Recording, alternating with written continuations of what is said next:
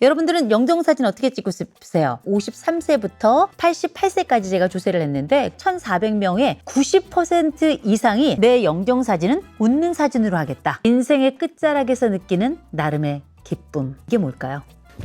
운동을 하는 것을 보기만 해도 우리 속에 면역 항체가 생겨나요. 요새 백신이다 치료제다 난리죠. 여러분 유연하십니까?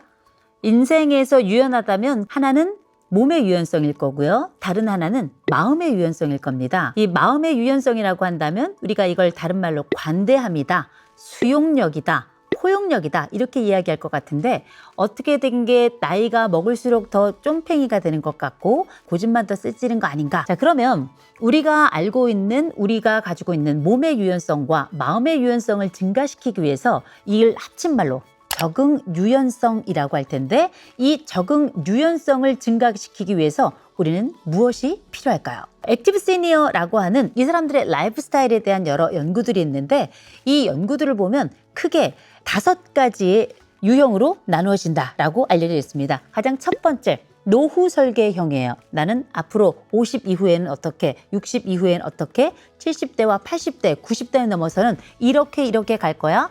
환경, 사회, 건강, 관계 이런 것들까지 다 건강관리형들도 있어요. 우리가 알고 있는 것 중에 우선순위, 삶의 우선순위에 건강이 1번이다 하는 분들은 다른 무엇보다 건강관리형에 들어간다고 볼 수 있고 그리고 세 번째가 정보추구형인데요. 정보추구형은 대개 50대에서부터 70대 후반까지 아주 광범위하게 펼쳐져 있으면서 집중적으로는 50대와 60대에 많이 나타나는데요.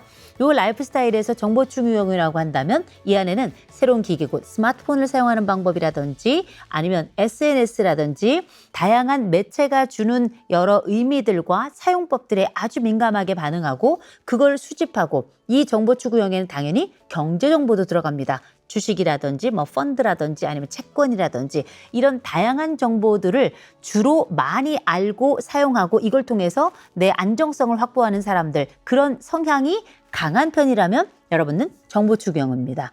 자, 그리고 휴식형이 있는데요. 말 그대로 이 휴식형은 우리가 알고 있는 은퇴한 이후에 편안하게 별일 하지 않고 또 별 사회적 참여하지 않고 그냥 쉬는 형태인데 최근에 우리가 코로나 이후로 생활 패턴이 변화하면서 이런 휴식형은 훨씬 더 증가하고 있고요. 물론 휴식형이 되려면 마지막이 사교형인데요. 사교형 같은 경우는 어떻게? 내가 지금부터 나에게 가장 중요한 건 오히려 위축된 관계가 아니라 확장되고 확장할 관계다라고 생각하고 사람들을 함께 만나면서 기꺼이 함께 시간을 투자하는 바로 그 그룹을 우리가 사교형이라고 할 텐데 여러분들은 어떤 유형에 들어가나요? 분명한 건 이건 우선순위라고 말씀드렸죠.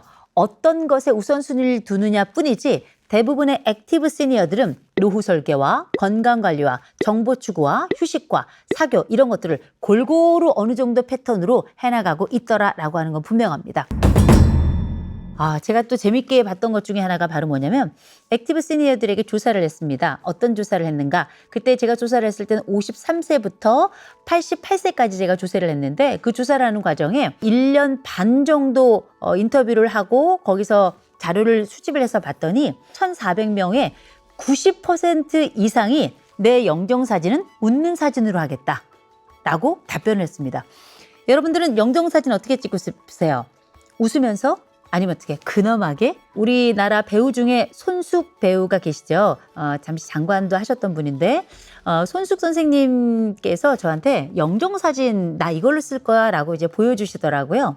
그걸 보여주시는데 제가 너무 깜짝 놀랐습니다. 얼마나 우아한지 마치 바로크 시대에 귀부인이 아주 짠 아름다운 옷을 입고 그 여전히 남아있는 젊음과 그 너그러움과 삶에 대한 관조 이런 것들이 다 담겨있는 표정으로 약간 몸을 틀어서 찍은 사진이 있더라고요. 제가 그걸 보고 저의 영정사진의 전체 스타일과 계획을 좀 바꾸게 되는데요. 중요한 건 허리 사이즈가 너무 다르더라고요. 액티브 시니어들이 가지고 있는 라이프 스타일이 바로 이런 거예요. 절대 꿀리고 싶지 않아. 그리고 어떻게 내가 가지고 있는 것들이 나에게 주었던 기쁨을 생각한다면 나는 초라하고 그렇게 마지막을 살고 싶지 않아 라는 기본 전제가 깔려 있습니다. 그래서 우리가 액티브 시니어에 대해서 이런 얘기를 듣다 보면 이런 생각이 들죠. 나는 별로 돈도 없는데 나는 액티브하지 않아. 되게 오히려 활동적이기보다는 조금 조용한 편이고 난 약간 우울감도 있어. 그 액티브 시니어 나는 아닌 것 같아. 이렇게 생각하시는 분들 계시죠? 그런데 세네카가 이런 얘기를 했습니다. 인생의 끝자락에서 느끼는 나름의 기쁨. 이게 뭘까요? 이게 액티브 시니어들이 지향하는 바예요. 인생의 끝자락에서 느끼는 나름의 기쁨. 나 좀 풍요롭지 않아도 나머지 부분 있으면 괜찮아. 나 우울감 좀 있는데 나머지 부분 괜찮으면 괜찮아. 내 스스로를 평가해서 내가 그렇다고 생각하면 나는 액티브 시니어예요.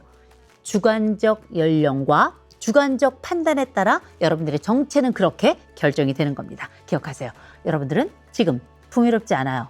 우울감도 있을 수 있어요. 그리고 활동량이 좀 적을 수 있습니다. 그러나 우리가 인생의 끝자락에서 느끼는 나름의 기쁨이 있고 그 기쁨을 구가하고 싶다는 욕망이 있고 그걸 어떤 식으로든지 뭔가 하고 계시다면 You are an active senior. 마더 테레사 아주 유명하신 분이라 잘 알고 계실 겁니다. 그중에 마더 테레사 효과라고 하는 심리학 실험에서 나온 결과가 있는데요. 바로 그건 뭐냐?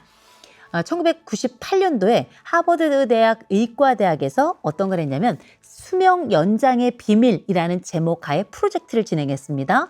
그 프로젝트를 진행할 때 과연 선한 행동이 수명을 연장하는 데 영향을 미치는가? 하버드대생 132명에게 항체 수치 변화에 관련된 여러 실험을 하게 됩니다. 그중에 어떤 걸 하게 되냐면 비디오를 봐요.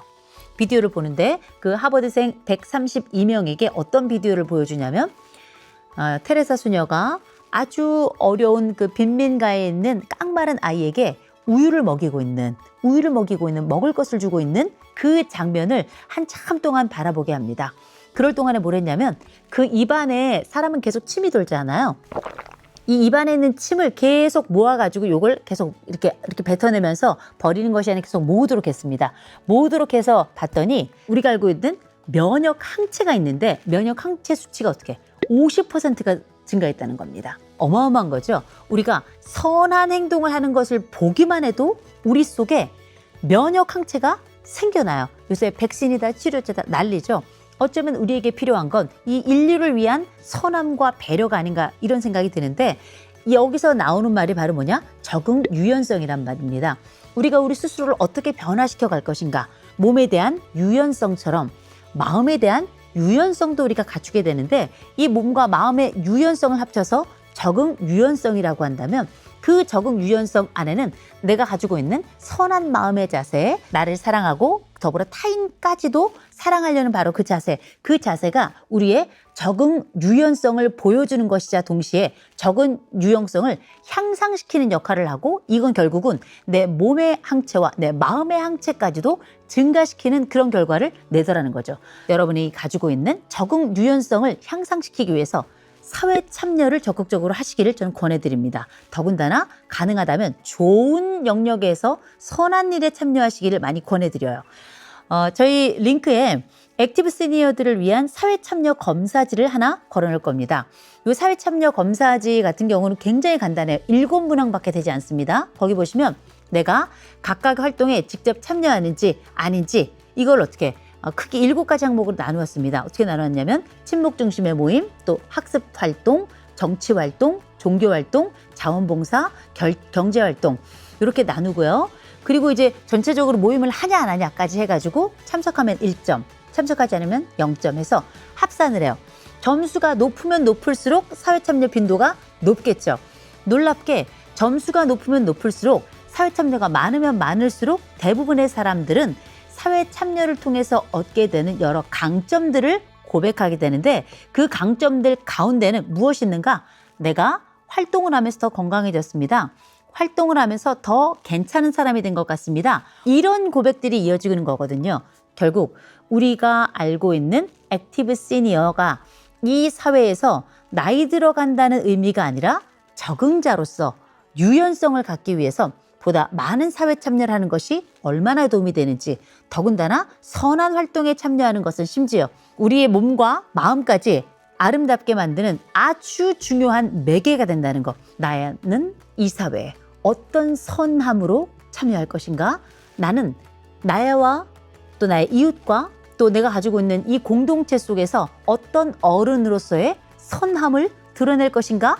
결국 그 선함에 대한 노출은 최종적으로 돌아서 나의 건강과 나의 유연성을 향상시키는데 기여하더라. 오늘 검사 한번 해보시고 이제 새로운 시작을 어떻게 할지 한번 계획을 시작하셨으면 좋겠습니다.